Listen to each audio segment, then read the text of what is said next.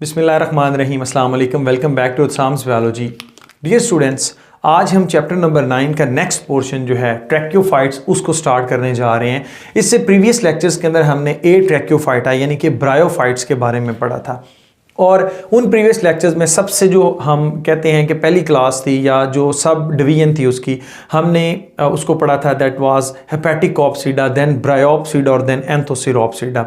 हमने देखा था जो हेपेटिकॉप्सिडा है वो सिंपल थे, उसके बाद जो ब्रायोप्सिडा है वो उनसे एडवांस है और एंथोसिरोप्सिडा ब्रायोफाइट में सबसे एडवांस जो हैं जो प्लांट्स हैं वो पाए गए हैं। अब हमने बात करनी है ट्रैक्योफाइट्स की। ट्रैक्योफाइट्स ऐसे प्लांट्स हैं जिनके पास वेस्कुलर बंडल्स मौजूद हैं। अब ये वेस्कुलर बंडल से क्या मुराद है, यानी कि इनके पास xylem and as well as phloem मौजूद हैं। अब ये जाइलम एंड फ्लोएम बनाने की ज़रूरत क्या पड़ी? आपको पता है कि हमने लाइफ को, जैसे कि हमने ब्रायोफाइट्स के अंदर पढ़ा, तो उससे प्रीवियस जब हम एल्गी के बारे में हमने पढ़ा था तो हमने देखा था कि वो वाटर के अंदर है, तो वाटर से लाइफ बाहर आई ब्रायोफाइटा की फॉर्म में, हम उनको एम्फीबियंस ऑफ द प्लांट बोलते हैं। अब ये ऐसे प्लांट्स हैं ट्रैक्योफाइट जो आपको हर जगह पर अब नज़र आते हैं।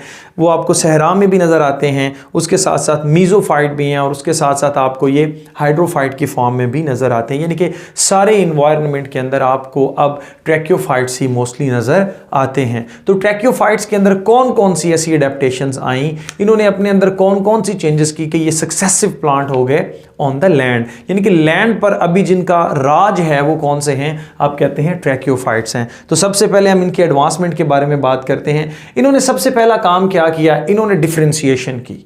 डिफरेंशिएशन किस फॉर्म में की? इन्होंने रूट्स बनाई ताकि एंकर किया जा सके और ज़मीन से न्यूट्रिएंट्स को एब्जॉर्ब किया जा सके। इन्होंने स्टेम बनाई ताकि सपोर्ट मिल सके और इस स्टेम के ऊपर इन्होंने फोटोसिंथेटिक ऑर्गन बनाए जिनको हम लीव्स बोलते हैं, ताकि फोटोसिंथेसिस करके ये क्या करें, अपनी खुराक खुद बना सकें, ऑटोट्रॉफ बन सकें। तो इस तरह से इनको किसी भी तरह से गैमेटोफाइट के ऊपर डिपेंडेंसी अब नहीं रही कि स्पोरोफाइट बन गया है तो अब वो क्या है, इंडिपेंडेंट है, उसके पास अपनी रूट्स हैं, स्टेम है, एज वेल एज क्या है, लीव्स जो हैं वो मौजूद हैं और वो अपनी खुराक खुद प्रिपेयर कर रहा है। तो एक ये इन्होंने अपने अंदर एडेप्टेशन लेकर आया, एडवांसमेंट, आप कहते हैं कि डिफरेंशिएशन कर ली। उसके बाद हमने देखना है कि इन्होंने वेस्कुलर बंडल बनाए। वो ऑलरेडी मैं आपको बता चुका हूं कि उसमें xylem and as well as phloem आ जाता है। इसको कलेक्टिवली हम स्टील का नाम भी देते हैं, ये इंशाल्लाह हम पढ़ेंगे आगे कि इन्होंने अपने अंदर स्टील बनाई और फिर उस स्टील के अंदर भी फर्दर एडवांसमेंट ये लेकर आए। मुख्तलिफ प्लांट्स के अंदर मुख्तलिफ तरह की स्टील है, जो पुराने प्लांट्स हैं उनके अंदर पुरानी यानी कि प्रोटो स्टील है, जो न्यू है उनके अंदर यू स्टील जो है वो प्रेजेंट है। यानी कि आप कहते हैं कि arrangement of xylem and phloem inside the plant is called steel. ये आपके पास क्या कहलाती है, स्टील कहलाती है। तो वेस्कुलर बंडल बनाने का फ़ायदा क्या हुआ, इन्होंने अपने अंदर सप्लाई या food and as well as water के लिए पाइपलाइंस बिछा दी कि एक जगह से अगर ये जो है फूड बनाते हैं, सुक्रोज बना रहे हैं, फोटोसिंथेसिस करके ग्लूकोज बना रहे हैं, तो उसको दूसरी जगह पर जो है वो स्टोर किया जाता है। इसी तरह से ज़मीन से पानी ऊपर लेकर जाना है तो इन्होंने क्या बनाई है, पाइपलाइन बनाई है जिसको हम जाइलम बोलते हैं, जिससे ये वाटर कंडक्शन करते हैं। तो ये भी एक बहुत अच्छा स्टेप था। उसके साथ इन्होंने सीड बनाया, ये एक इंपॉर्टेंट पॉइंट है। आप कहते हैं कि प्रोटेक्टेड स्पोरेंजिया बनाया। इन्होंने अपने जो स्पोरेंजिया था उसको क्या कर लिया, प्रोटेक्ट कर लिया। अब इसका फायदा इनको क्या हुआ, इसका फायदा ये हुआ कि इससे एवोल्यूशन ऑफ सीड हुई है, यानी कि सीड की फॉर्मेशन हुई है। इससे पीछे आपने जितने भी पढ़े थे स्पोर की फॉर्मेशन थी, ठीक है, वहाँ पर स्पोर आपको देखने को मिले थे। और कुछ ट्रैक्योफाइट्स ऐसे हैं जिनको हम फंस बोलते हैं, वहाँ पर आपको जो हैं वो सारे के सारे, इनको ट्रीडोफाइट्स भी कहा जाता है, वहाँ पर भी आपको स्पोर्स ही देखने को मिलेंगे। उसके बाद फिर जिम्नोस्पर्म एंड एंजियोस्पर्म जो हैं वो सीडेड प्लांट आ जाते हैं। तो आप कहते हैं कि एवोल्यूशन ऑफ सीड हुई है। सीड बनाने का फ़ायदा ये हुआ, एक तो सीड डॉर्मेंट फेज में भी चला जाता है कि सीड पर अगर किसी किस्म की हार्श कंडीशन है तो वो ग्रो नहीं करेगा। जब उसको अवेलेबिलिटी मिलेगी वाटर की, सॉइल की और इसी तरह से दूसरे न्यूट्रिएंट्स जो हैं उसमें एयर भी आ जाती है, प्रॉपर यानी कि ऑप्टिमम फैसिलिटीज़ मिलेंगी तो वो क्या करता है, ग्रो करता है, सीडलिंग होती है, जिससे क्या होता है, नया पौधा जो है वो बन जाता है। तो इस तरह से सीड जो है फिर डिस्पर्सल ऑफ स्पीशीज, यानी कि स्पीशीज़ को एक जगह से दूसरी जगह, मिसाल के तौर पर आप मैंगो खाते हैं, हम जामुन खाते हैं, कोई भी फ्रूट खाते हैं तो उसका सीड हम फेंक देते हैं, तो अगर तो सूटेबल कंडीशन होगी, जगह होगी, तो वहाँ पर वो उग आता है नया पौधा। ये आपने ऑब्जर्व भी किया होगा। तो एवोल्यूशन ऑफ सीड बनाने में इसको जो है वो हेल्प मिली। फिर उसके बाद formation of pollen tube. Pollen tube जो है ये बेसिकली बनाई जाती है ताकि जो मेल गैमीट्स होता है ना, यानी कि पोलन जो होता है वो किसके साथ मिल सके, ओव्यूल के साथ मिल सके और प्रॉपर एक रास्ता बनाया जाता है जिसको हम क्या बोलते हैं, पोलन ट्यूब। आप कहते हैं कि फ्यूजन में ये हेल्प दे रहा है कि पक्की फ्यूजन हो ही हो, ठीक है। इससे क्या होता है कि जो वाटर की अवेलेबिलिटी ज़रूरी थी रिप्रोडक्शन के लिए वो भी ख़त्म हो गई। ये इंसेक्ट्स के ज़रिए पोलन जा सकते हैं, ये आप कह सकते हैं कि एयर के ज़रिए जा सकते हैं, किसी भी जो एजेंसी है उसके थ्रू ये जा सकते हैं। तो इट्स मीन कि वाटर्स को इन्होंने क्या कर दिया, वाटर से इंडिपेंडेंट हो गया। ब्रायोफाइट के अंदर मैंने आपको बताया था कि सब के अंदर जो है ना वो वाटर जो है वो नेसेसरी होता है। उसके बाद हमने बात करनी है कि इन्होंने अपने अंदर और क्या चेंजेस लेकर आए। एक तो इन्होंने फ्रूट बनाया। अब फ्रूट जो है ये डिस्पर्सल ऑफ सीड में हेल्प करता है। वही मैंने आपको बात बताई कि फ्रूट खाएंगे सीड फेंक देंगे, तो हर स्पीशी ये चाहती है कि उसका नंबर ज़्यादा हो, उसका सर्वाइवलशिप जो है वो ज़्यादा हो। तो सीड खाने के फ्रूट खाने के बाद सीड हम जो है वो फेंक देते हैं, जिससे क्या होता है कि वहाँ पर नया पौधा जो है उग जाता है। फ्लावर बनाए ताकि अट्रैक्शन हो, इंसेक्ट्स आएँ, ह्यूमन्स आएँ और इनके पोलन्स जो है, जब ह्यूमन्स फॉर एग्जांपल हम फ्लावर की बात करते हैं, जो वाला आपके पास है रोज़ उसकी बात करें, तो हम जब उसको तोड़ते हैं, जब हम यूँ करते हैं तो उसके पोलन्स जो हैं वो चूँकि माइक्रोस्कोपिक होते हैं वो हवा में उड़ जाते हैं। तो इस तरह से वो एक जगह से दूसरी जगह जो है वो जाते हैं। तो उसके बाद इन्होंने क्या किया, हेट्रोमार्फिक अल्टरनेशन ऑफ जनरेशन की, यानी कि स्पोरोफाइट से गैमेटोफाइट एंड गैमेटोफाइट से स्पोरोफाइट, वही बात आ जाती है हेट्रोमार्फिक। दो डिफरेंट टाइप्स की जो है ना वो शक्लें जो हैं वो इनके लाइफ साइकिल में आती हैं। तो इस तरह की अल्टरनेशन ऑफ जनरेशन जो होती है वो मोस्ट सक्सेसिव है किसके लिए, लैंड पर रहने के लिए। तो आज हम क्या करेंगे कि पहला वेस्कुलर प्लांट जो है उसके बारे में पढ़ेंगे, और वेस्कुलर प्लांट्स को फिर फर्दर सब डिवीजन के अंदर डिवाइड किया गया, जिसमें सबसे पहली आपके पास कौन सी है, दैट इज़ साइलोप्सीडा, उसके बाद लाइकोप्सीडा, स्फिनोप्सीडा एंड पे हमारे पास आती है टीरोप्सीडा। तो ये चार आपके पास मेन सब डिवीजन्स हैं। उसके बाद हम देखेंगे कि सबसे पहले जो डिवीजन है साइलोप्सीडा, इसके अंदर प्लांट आता है साइलोटम न्यूडम।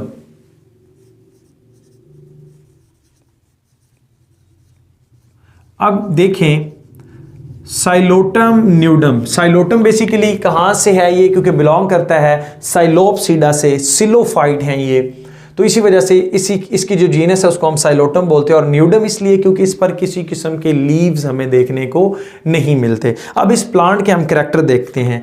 एक तो ये जो है साइलोटम, ये आपके पास रूटलेस होता है, यहां पर आपको रूट देखने को नहीं मिलती, बल्कि क्या होता है, एक स्टेम होती है जो अंडरग्राउंड लाई करती है, जिसको हम क्या बोलते हैं, राइजोम बोलते हैं। एंड यू नो कि राइजोम क्या होता है, आप कहते हैं कि अंडरग्राउंड हॉरिजॉन्टल जो है स्टेम अगर वो फैली हुई होगी और उससे एरियल ब्रांचेस निकलेंगी, यानी कि वहाँ से हवा के अंदर ब्रांचेस जो हैं वो आएंगी, तो वो आपके पास क्या कहलाता है, राइजोम कहलाता है। और इस राइजोम से मॉडिफाइड रूट लाइक स्ट्रक्चर जो हैं वो निकलते हैं, जिनको हम क्या बोलते हैं, राइजाइड्स बोलते हैं। ये दोनों मिलकर रूट का काम कर रहे होते हैं। तो ये बात तो आपको पता चल गई कि यहाँ पर रूट नहीं है, लेकिन रूट की तरह के स्ट्रक्चर्स जो हैं वो पाए गए हैं। बेसिकली ये स्टेम से निकले हैं, तो इस वजह से हम इनको rhizome and as well as rhizoid का नाम देते हैं। और राइजोम जो है वो स्टेम की फॉर्म है, जैसे जिंजर के अंदर, अदरक के अंदर आपको देखने को ये मिलती है।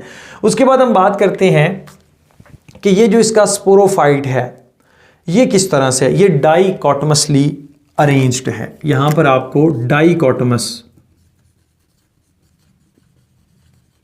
इससे क्या मुराद है, देखें ये एक ब्रांच है, एक आगे दो में डिवाइड होगी, ये एक है, फिर आगे ये दो में, फिर ये दो में, फिर ये दो में, इसी तरह से ये दो में, और इसी तरह से ये दो में, यानी कि एक ब्रांच से आगे फिर दो फोर्क लाइक स्ट्रक्चर जो है ना वो देखने को मिलते हैं। तो ये इसके अंदर ओवरऑल पूरे प्लांट के अंदर जो है ना वो पैटर्न होता है।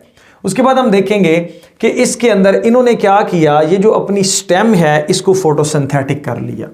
ये स्टेम क्या हो गई, फोटोसिंथेटिक हो गई, और इसने जो है वो बनाना शुरू कर दी, क्या, ग्लूकोज बनाना शुरू कर दी, फूड बनाना शुरू कर दी। और फिर इसकी जो एपिडर्मिस है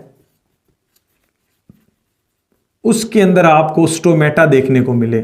अब स्टोमेटा जो है वो गैसियस एक्सचेंज के लिए यहां पर काम कर रहे थे। फिर हम देखते हैं कि हमें यहां पर कुछ लीफ लाइक स्ट्रक्चर जो है वो देखने को मिलते हैं, जिनके अंदर किसी भी किस्म की वेस्कुलर सप्लाई या रिब्स नहीं पाई जाती, जिसको आप मिड रिब बोलते हैं। यानी कि जो वेन्स होती हैं लीफ के अंदर, जो आपको नॉर्मली अब जो भी आप लीफ देखते हैं उसके अंदर देखने को मिलती हैं, तो यहाँ पर नहीं थी। इस वजह से हम इन लीव्स को क्या बोलते हैं, इनेशंस बोलते हैं। यानी कि ये लीव्स जो होते हैं इनके अंदर किसी भी तरह की वेस्कुलर सप्लाई यानी कि जाइलम एंड फ्लोएम वगैरह की जो पाइपलाइन है वो नहीं होती। इस वजह से हम इसको क्या बोलते हैं, इनेशन बोलते हैं। ये किस तरह के लीफ होते हैं, स्केली लीफ होते हैं, यानी कि बहुत छोटे होते हैं, लेकिन ये फोटोसिंथेसिस में जो है ना वो हेल्प कर रहे होते हैं, यानी कि फोटोसिंथेसिस करवाने में मदद दे रहे होते हैं।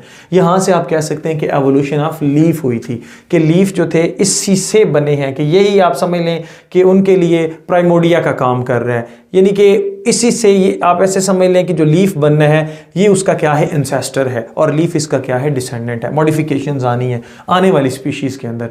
फिर हमने क्या देखा कि इसके अंदर या तो बिल्कुल लेटरल साइड पर स्पोरेंजियम मौजूद हैं या फिर बिल्कुल टिप के ऊपर मौजूद हैं, और फिर 3 स्पोरेंजियम इकट्ठे हैं, ये एक, ये दूसरा और ये तीसरा। इस पर्टिकुलर कंडीशन को हम क्या बोलते हैं, साइनेंजियम बोलते हैं। और इसके अंदर क्या लगेंगे, स्पोर्स लगेंगे, और वो स्पोर्स उसी तरह से फिर क्या करते हैं, किसी दूसरी जगह पर जाके गिरते हैं, वहाँ पर जर्मिनेट करते हैं, और जर्मिनेट करने के बाद ये स्पोर्स क्या बनाते हैं, ये स्पोर्स बनाएंगे जी गैमेटोफाइट। अब इसका जो गैमेटोफाइट होता है, पहले जो ब्रायोफाइट थे आप उसके अंदर कहते हैं कि जो आपके पास गैमेटोफाइट है वो बड़ा डोमिनेंट होता है, वो दिखने में बड़ा सा लगता है और उसके ऊपर स्पोरोफाइट लगते हैं। लेकिन यहाँ पर ये डोमिनेंट नहीं होता, आप कहते हैं ये कलरलेस होता है, क्योंकि अब इसकी ज़रूरत नहीं रही ना। और चूंकि ये कलरलेस है और इसी वजह से ये अंडरग्राउंड है, ज़मीन के अंदर जो है ये मौजूद होता है, और इसके अंदर फंजाई जो है वो पाई जाती है। अब फंजाई इसको क्या करती है, फूड देती है। बदले में ये जो गैमेटोफाइट होता है जिसने गैमेट्स बनाने होते हैं, लाइक इसके अंदर archegonia and as well as antheridia बनेंगे, तो इस गैमेटोफाइट को फंजाई जो है वो फूड प्रोवाइड कर रही है, मतलब वहाँ पे ब्रेक डाउन कर करके, और बदले में ये इसको क्या दे रहा है, प्रोटेक्शन दे रहा है। कौन दे रहा है जी, ये दे रहा है गैमेटोफाइट। किसको प्रोटेक्शन दे रहा है, फंजाई को, और फंजाई इसके लिए न्यूट्रिएंट्स जो हैं वो इकट्ठे कर करके इसको देती है। तो ये एक सिम्बायोटिक रिलेशनशिप होता है जिसको आप माइकोराइजी बोलते हैं, यानी कि फंगस प्लस वेस्कुलर प्लांट्स की जो रूट्स होती हैं, या वेस्कुलर प्लांट्स जो हैं वो अंडरग्राउंड हैं, तो वहाँ पर अगर फंगल एसोसिएशन हो जाती है रूट्स के साथ तो वो आपके पास माइकोराइजी कहते हैं। तो यहाँ से एक बात पता चली कि जो माइकोराइजा है वो भी यहाँ से बेसिकली क्या हुआ है, डेवलप हुआ है, यानी कि ये एसोसिएशन तब से है, पुराने से, यानी कि इनको आप क्या बोलते हैं, ये फर्स्ट वेस्कुलर प्लांट्स हैं, ये पहले वेस्कुलर प्लांट्स हैं जिसके अंदर रीनिया गोनी वगैनी आ जाता है, उसके बाद कुक्सोनिया आ जाता है, तो ये, और साथ ही साथ आपके पास क्या आ जाता है, साइलोटम न्यूडम आ जाता है। उसके बाद हमने देखना है, अगर हम इसकी स्टेम को ऐसे ट्रांसेक्शन मतलब ट्रांसवर्स उसका करते हैं, उसको उसके क्रॉस सेक्शन को चेक करते हैं, तो यहाँ पर हमें वेस्कुलर बंडल्स तो दिखते हैं, लेकिन वेस्कुलर बंडल्स की बहुत पुरानी टाइप है जिसको हम प्रोटोस्टील बोलते हैं। प्रोटोस्टील यानी कि यहाँ पर पिथ जो है वो एब्सेंट है। पिथ क्या होती है, ये सेंटर के अंदर जो है एक ख़ास किस्म के सेल्स होते हैं जो बार बार डिवाइड करते रहते हैं, और वी कैन से जब आप स्टील की बात करें तो दरमियान में जो हॉलो स्ट्रक्चर नज़र आपको आता है उसको आप क्या बोलते हैं, पिथ बोलते हैं। लेकिन यहाँ पर एक सॉलिड रॉड की तरह ये काम कर रहा होता है, अंदर की तरफ जाइलम है और बाहर की तरफ क्या है, फ्लोएम। तो इस तरह की स्टील को हम प्रोटोस्टील बोलते हैं, और प्रोटोस्टील की भी फर्दर एक टाइप है हैप्लोस्टील, तो इसको हम क्या बोलते हैं, हैप्लोस्टील। तो यहाँ तक जो था आपको मैंने ये सारे के सारे जितने भी इसके करैक्टरिस्टिक्स हैं वो बता दिए हैं साइलोटम के। फिर इसके अंदर जो है वो अल्टरनेशन ऑफ जनरेशन उसी तरह से होती है जैसे हम प्रीवियस लेक्चर्स के अंदर पढ़ चुके हैं। तो आई होप कि अब आपको ना इस पूरे लेक्चर की अच्छे से समझ आ गई होगी। Stay connected, thank you and अल्लाह हाफिज़।